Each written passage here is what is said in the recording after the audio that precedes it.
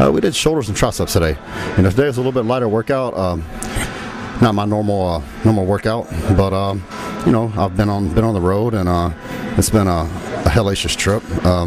We got in late the other night, lost all my luggage, so I've had the same clothes on for 2 days, and you know, I shot all day with Gasp, and you know, so it's been a long trip. So you know, main thing is you still get your session in. I'm 3 weeks out. I still feel like I can make improvement. I think I'm probably in about as good a shape as I was at the Arnold last year. I'm exactly where I want to be at 3 weeks out. I've got the next 3 weeks to tweak it and take it to the next level. You know, if I can bring in the detail in my back that I have in my legs, I don't feel anybody can touch me. You know, and I've got 3 weeks to do that, and I'm already in shape, so I don't have to kill myself. And I feel certain I'll be the best package and best condition I've ever been in, and on stage in Columbus.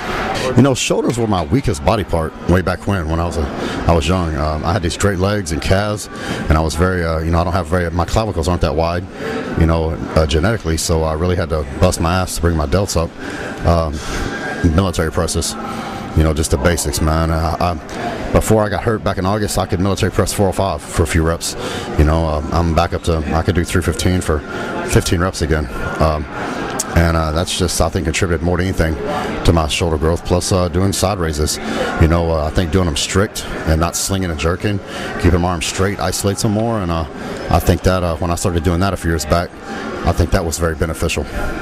So it just takes time. It's taken me a long time to bring them up, but now I think shoulders are up there with the chest and the legs. You know, Gold's Gym just isn't my place, man. It's not the hardcore place that it used to be. You know, bodybuilding was born here at this gym, but over the years, you know, it's kind of become something else. I know back in probably the 90s, 80s, and of course the 70s, it was the mecca of bodybuilding for the world. But I feel Metroflex is more of a mecca of bodybuilding than this place is now. It's full of a lot of, you know, how many bodybuilders are in here at any given time, you know? It's just it's not my kind of place, you know. It's honestly, it's just a little too weird for me. So you know, people they don't respect your workout, you know. Like I'm sure back in the day they did, but you know, people want to talk to you in the middle of your set. They want to, you know, interrupt you. There's no from what I can see, very little gym etiquette, you know. So it doesn't matter how hard you're busting your ass. Somebody come over and take your weights or try to take the machine where you're in between sets, kind of thing. So not my place, you know. Metroflex, I can train as hardcore as I want. They blast the music and nobody ever bothers me, you know. So it's just my style. I'm as good as I've ever been as far as leanness and conditioning, but I want to take it to the next level. If I can just get my back down to where my legs are, then I don't think anybody can beat me. I am eating more carbs, a lot more carbs. Yeah, I mean, you know, like today I've had 600 grams of carbs today. As far as my training goes, I do it myself. You know, the only person I would ever let help me was Brian Dobson. You know, he actually was training me on legs here, getting ready for the Olympia this last year, and every now and then I still enlist his guidance and his advice. But other than that, I do it on my own. You know, Brian is, there's only been a couple guys in my lifetime I've ever let train me, Brian being one of them, and you know, I have a lot of respect for Brian. No one is a better motivator than Brian Dobson. The Metroflex, you know, he'll get the most out of you every single time, and he'll take you to push you past your limits, you know, and you'll achieve things that you didn't think you could achieve. So you know, that I haven't had anybody train me in years, and last year when I trained for the Olympia, you know, I feel my body's coming to the point where I can really blast my legs again, and so I enlisted Brian to, you know, train me on legs, and we did some crazy shit, man. You know, it was the first time in years I had to lay down, you know, during a workout. So it was fun though, you know. I do a lot of, you know, just I still do push downs. I don't do skull crushers anymore.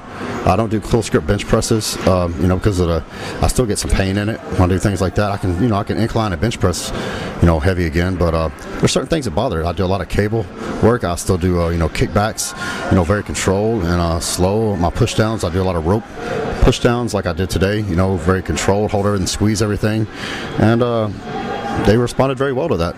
You know, it's just a different style of training than I've done, and I think the change was good. Everything happens for a reason.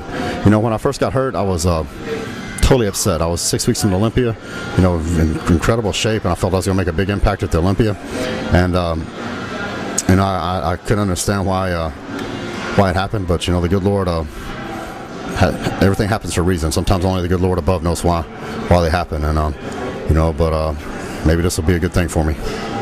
It came back very quick. Had the same injury in the other arm a few years back, and it took. I came back from that injury too, and I won 2 pro shows. I won the Europa and the Charlotte back to back, but it was about 10 months after the injury. So I had surgery August 15th. It's middle of February, and I'm 3 weeks from the Arnold, so it came back very very quickly. I volume train him a lot, and my form is much better. Because of the injury, I haven't been able to go that heavy on them, but I think just giving them a rest after the injury, then plus a different style of training, they responded very well. I think they're actually bigger than before I got hurt. So go figure. I do my own diet, and I know my body. No one knows my body better than me, you know what I'm saying?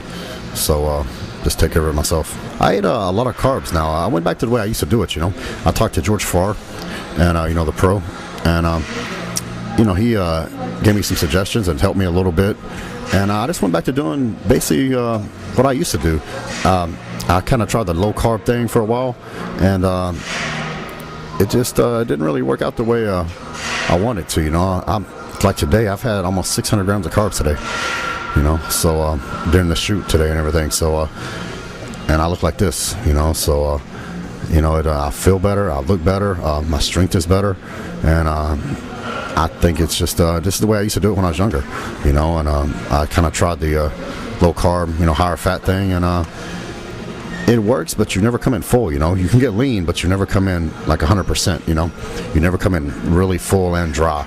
You'll be a little flat, and you can still be dry, but you never come in the combination of both. So this is totally working out for me. This is I'm just going back to the way I used to do it, just to the basics. It just makes, my training is basic. I do the basic exercises, the building blocks that I've always done. So same thing with the diet, that's how I used to do it. Even as a teenager, when I won like the teenage nationals, man, I had striated glutes, and I was ripped, I had striated lower lats, all this stuff, and I was a kid. And I was thinking back, I was like, I ate carbs back then, and I had a lot of carbs. So I just went back to what I used to do, and it works.